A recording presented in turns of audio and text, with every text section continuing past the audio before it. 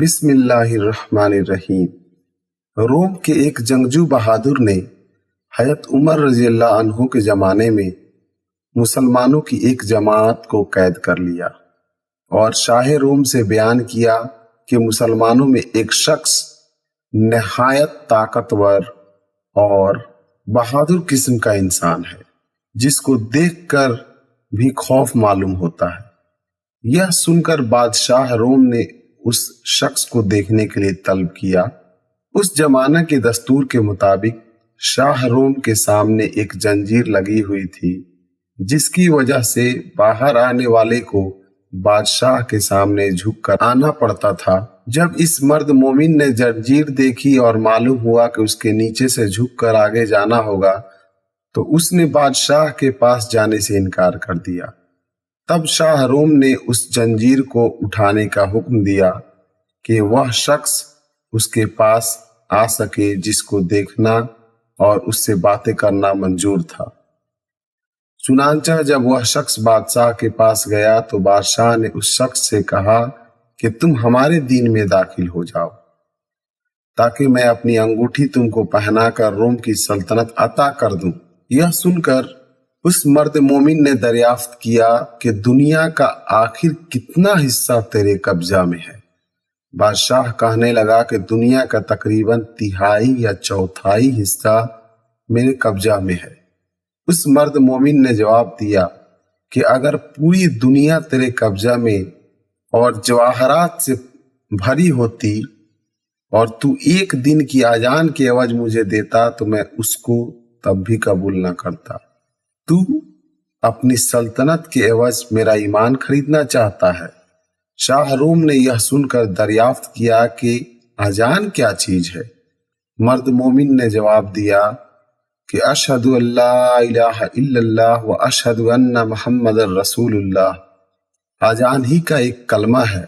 یہ سن کر شاہ روم سمجھ گیا کہ اس کے دل میں حضرت محمد صلی اللہ علیہ وآلہ وسلم کی محبت سما چکی ہے، اب اس طرح کام نہیں چلے گا۔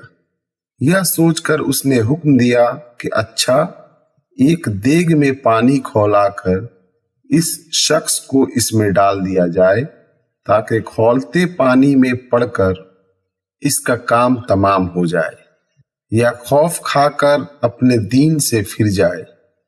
چنانچہ حکم کی تعمیل کی گئی۔ جب اس مرد مومن کو دیگ میں ڈالا گیا تو وہ بسم اللہ پڑھ کر داخل ہوا اور حکم الہی کی برکت سے دوسری جانب سے باہر آ گیا۔ یہ دیکھ کر لوگوں کو اور بھی تعجب ہوا۔ اس کے بعد بادشاہ نے حکم دیا کہ ایک اندھیری کوٹری میں اس کو بند کر دیا جائے اور 40 دن تک سوائے خنزیر اور شراب کی اور کوئی چیز اس کی کوٹری میں نہ ڈالی جائے۔ چنانچہ بادشاہ کے حکم کی تعمیل کی گئی اور جب 40 روز کے بعد اس کوٹری کو کھولا گیا تو لوگوں نے دیکھا جو کچھ اس میں ڈالا گیا تھا اس میں سے مرد مومن نے کچھ بھی نہیں کھایا۔ دریافت کیا گیا آخر تو نے اس میں سے کیوں نہیں کھایا؟ حالانکہ شریعت محمدی میں ایسی ضرورت کے وقت اس کا استعمال جائز ہے۔ مرد مومن نے جواب دیا کہ اگر میں اس میں سے کچھ کھا لیتا تو تم کو خوشی ہوتی، میرا مقصد تو تم کو غصہ دلانا ہے۔ پھر بادشاہ اس سے کہنے لگا کہ اچھا، اگر تو مجھے سجدہ کر لے تو میں تجھے اور تیرے ساتھیوں کو چھوڑ دوں گا۔ یہ سن کر مرد مومن نے جواب دیا کہ حضرت محمد صلی اللہ علیہ وآلہ وسلم کے دین میں خدا کے سوا کسی کو سجدہ کرنا درست نہیں ہے۔ اس کے بعد شاہ روم نے کہا کہ اچھا، میرا ہاتھ چوم تاکہ میں تم کو اور تمہارے ساتھیوں کو رہا کر دوں۔ مرد مومن نے جواب دیا کہ ہاتھ کا بوسہ دینا صرف باپ، سلطان، عادل اور استاد کے لیے جائز ہے، دوسرے کے لیے جائز نہیں۔ پھر شاہ روم نے کہا کہ اچھا، میری پیشانی کو بوسہ دو۔ تو اس پر مرد مومن نے جواب دیا کہ ہاں، یہ ایک شرط کے ساتھ ممکن ہے۔ بادشاہ نے کہا جس طرح تم کو منظور ہو۔ پھر مرد مومن نے اپنی آستین اس کی پیشانی پر رکھی اور اس کو چوم لیا۔ اس نیت سے کہ میں اپنی آستین کو بوسہ دے رہا ہوں۔ اس کے بعد بادشاہ نے اس مرد مومن کو ان کے ساتھیوں کے بہت کچھ مال و زر دے کر رہا کر دیا، اور حضرت عمر رضی اللہ عنہ کو خط لکھا کہ اگر یہ شخص ہمارے شہر میں ہمارے دین پر ہوتا تو ہم اس کی پرستش کیا کرتے۔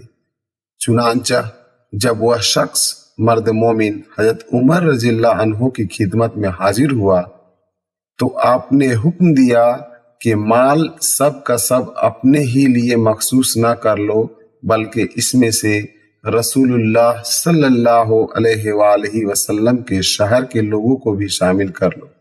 یہ سن کر مرد مومن نے اس کی تعمیل کی، اور جو عطیہ یا نذرانہ اس کو ملا تھا اس میں سب لوگوں کو شریک کر لیا۔